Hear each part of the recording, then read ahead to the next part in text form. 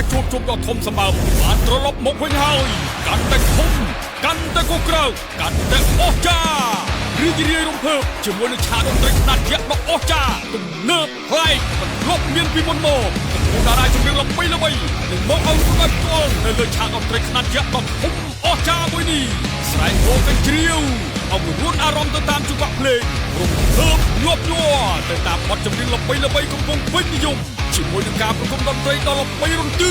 និងទស្សនីយភាពដ៏ច្រើនសម្បូរបែបទាំងអស់នេះមាននៅក្នុងមហាព្រឹត្តិការណ៍ប្រគំតន្ត្រីទេសចរខ្នាតយក្ស Cambodia Water និង Cambodia Cola Tour Concert Face Up Cambodia Music ជួបខ្ញុំបាទឆាយវិរៈយុទ្ធ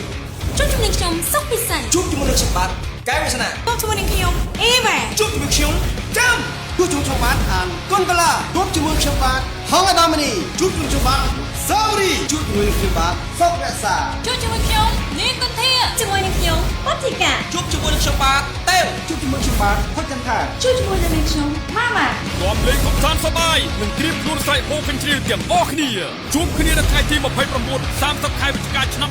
2025ទីតាំងនៅបរិវេណតារាងបាល់ទាត់ស្រុកកោះធំខេត្តកណ្ដាលមហាព្រឹត្តិការណ៍ប្រគំតន្ត្រីខ្នាតយក្សដ៏ធំអស្ចារ្យប្រចាំឆ្នាំនេះមានផ្សាយផ្ទាល់នៅលើកញ្ចក់ទូរទស្សន៍ CNC ចាប់ពីម៉ោង8 យប់តទៅនិងមានផ្សាយផ្ទាល់នៅលើ Page Cambodia Water Page Cambodia Cola និងនៅលើ Page Sunday Production រីករាយកំសាន្តសប្បាយប្រកបដោយស្នាមញញឹមជាមួយទឹកពិសាកម្ពុជានិងទឹកក្រូចកម្ពុជា Cola ទឹកពិសាកម្ពុជាបន្សុទ្ធគ្រប់ដំណក់ជាមួយបច្ចេកវិទ្យា Smart Report Filter Cambodia Cola រសជាតិនៃភាពរីករាយ